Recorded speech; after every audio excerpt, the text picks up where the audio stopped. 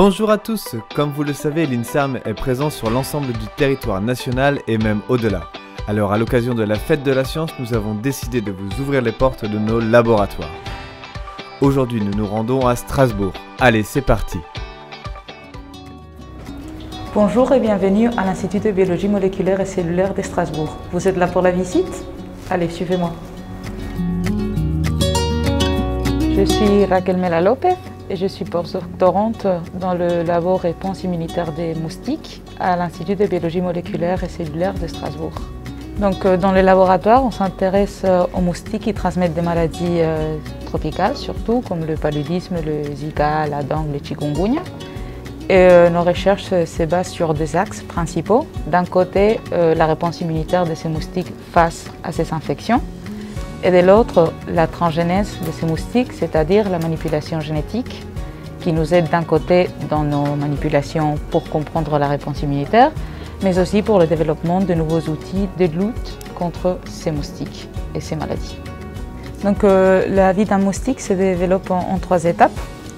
D'abord, il va devenir une larve, qui est une espèce de petit ver qui se développe dans l'eau et qui habite dans l'eau.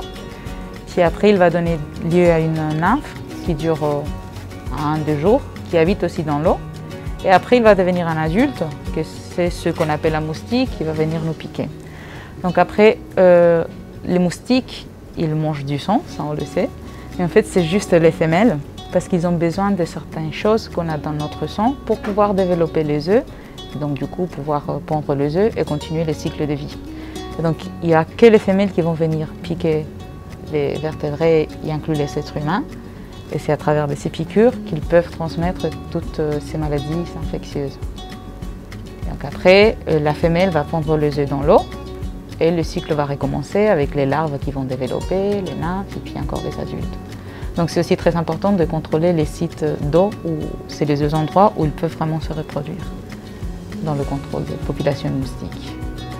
Donc aujourd'hui, on va vous montrer deux manipulations en concret pour que vous puissiez comprendre un peu mieux ce qu'on fait. Donc d'un côté, on va vous montrer comment on peut observer les parasites du paludisme chez les moustiques, ce qui nous permet de savoir justement si une protéine a un rôle ou pas, si elle élimine les parasites complètement ou s'ils sont toujours là. Et de l'autre côté, on va vous montrer comment on commence à faire une manipulation génétique des moustiques en injectant des œufs avec des éléments qui vont nous permettre de faire des manipulations par la suite.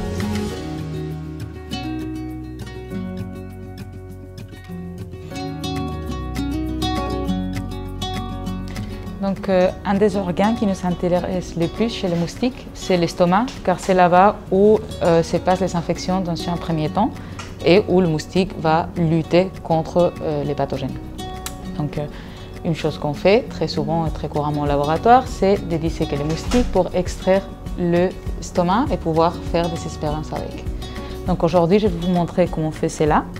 Et après, je vous montrerai comment on peut visualiser les parasites du paludisme qui sont dans l'estomac d'un moustique.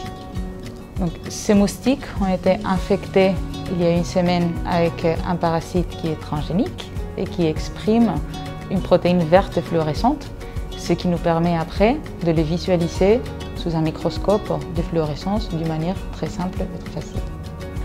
Donc maintenant vous savez tout sur comment on peut extraire le stomac d'un moustique. Et maintenant je vais vous laisser avec Myriam qui va vous expliquer comment on peut injecter des œufs de moustiques pour faire de la transgénèse. Donc, je suis Myriam Birnbuchler, je suis ingénieure en technique biologique dans l'unité. Là j'ai pris des moustiques, des œufs de moustiques qui possèdent la protéine Cas9. Et donc moi je vais injecter dans ces œufs-là un plasmide contenant un transposon. Et dans ce transposon, on a mis des ARN guides qui sont dirigés contre un gène. Et quand les ARN guides seront injectés dans ces œufs-là, la protéine Cas9 va pouvoir prendre en charge ces guides et couper l'ADN dans le gène donné. Là, on a ciblé le gène yellow. Donc c'est un gène qui, lorsqu'il est coupé, les moustiques vont devenir jaunes. Donc j'ai commencé par aligner les œufs avec le pôle postérieur vers le haut sur ma lame. Donc on injecte toujours dans le pôle postérieur pour qu'on puisse cibler les cellules germinales pour que le transgène qu'on injecte soit transmis à la descendance. Et du coup, après l'alignement, on va mettre ça sous un microscope inversé. Et avec un capillaire, où on aura mis l'ADN à l'intérieur, on va venir juste piquer les œufs pour injecter l'ADN à l'intérieur.